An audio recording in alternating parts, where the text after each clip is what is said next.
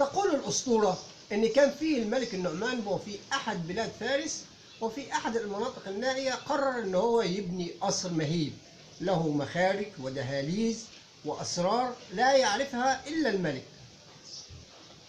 طيب مين هيبني القصر ده؟ مش هيبني القصر ده غير العبقري المميز المهندس العملاق سنمار. وبالفعل بعد فترة زمنية كبيرة بدأ سنمار في بناء القصر حسب رغبة الملك. وبعد انتهاء المهندس سنمار من بناء القصر راح الملك النعمان يتفقد القصر. القصر عجبه جدا،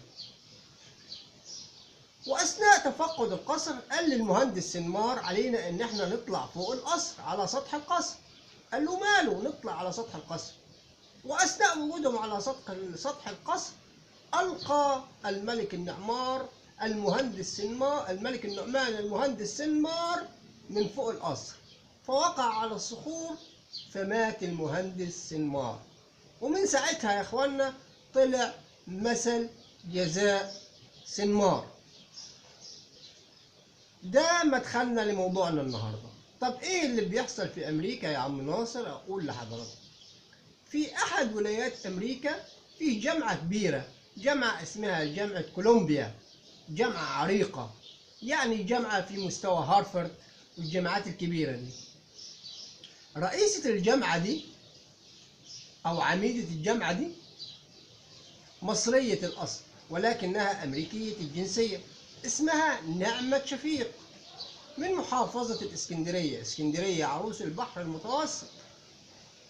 نعمة شفيق فصلت بعض الطلاب الفلسطينيين المتضامنين مع قضيتهم، وتصرفها ده أثار غضب الطلاب، فبدأوا الطلاب في الاعتصام، فطلبت ليه بالأمن، وكان تدخل الأمن تدخل عنيف، واعتقل الطلاب الفلسطينيين واعتقل كمان بعض الطلاب الامريكان، مما اثار حصيفه الطلاب اتضايقوا على موقف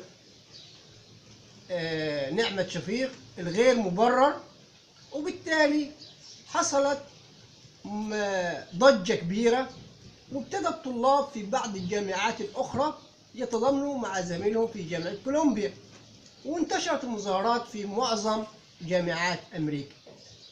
نعمة شفيق تصرفها ده أثار غرابة ودهشة. أنت مصرية الأصل وعربية وعندك هوية، إنك تقولي إن ممنوع إنك تدافع عن القضية الفلسطينية وتفصل الطلاب. تصرفها ده أثار غضب الأمريكان نفسهم، حتى الأمريكان دلوقتي بيطالبوها بتقديم استقالتها لما فعلته، لأنه كان تصرفها غريب. فمجلس إدارة الكلية أو مجلس إدارة الجامعة بيقولوا إن نعمة شفيق بتعمل لمصالحها. كان تصرف نعمة شفيق ده كان غريب فعلا، بدل ما أعرفش الله أعلم حضراتكم هي تصرفت بغباء ولا تصرفت بإيه، لكن الواقعة بتقول إنها طلبت الأمن، وكان طلبها للأمن ده غريب جدا.